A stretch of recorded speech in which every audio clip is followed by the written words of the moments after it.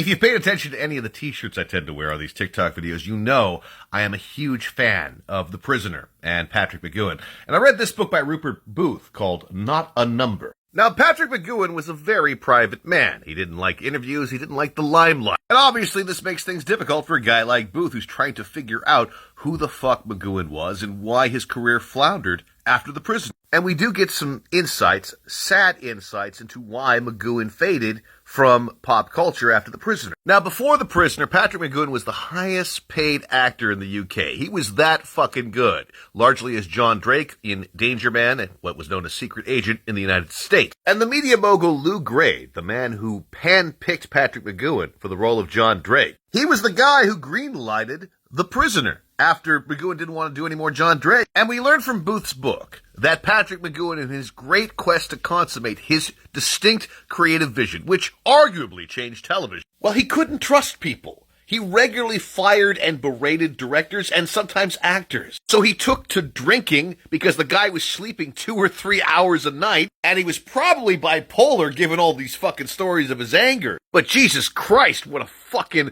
force of nature that guy is on screen. Anyway, McGoohan pretty much fucked up his life with The Prisoner. It is arguably one of the greatest shows ever in the history of television. But goddamn it, at what personal cost? McGoohan sabotaged his fucking career by pulling a tantrum with Lou Grade, thus losing his financial backing. And the only real choices he had were little strings of movies here and there. Luckily, Peter Falk took pity on Patrick McGoohan, and they became friends and drinking buddies, and McGoohan won an Emmy as a guest role on The Old Columbo. And he kept coming back to not only direct and act, but also write a lot of the material. So Patrick McGoohan still had the fucking goods as a talent, but it was alcohol that got him in the end, that turned him into a mean bastard and sometimes a very disruptive presence on sets, such as on Kings and Desperate Men and The Hard Way. This book is a sad, cautionary tale of a man who I consider to be a fucking creative genius. If Patrick McGoohan had not succumbed to alcohol,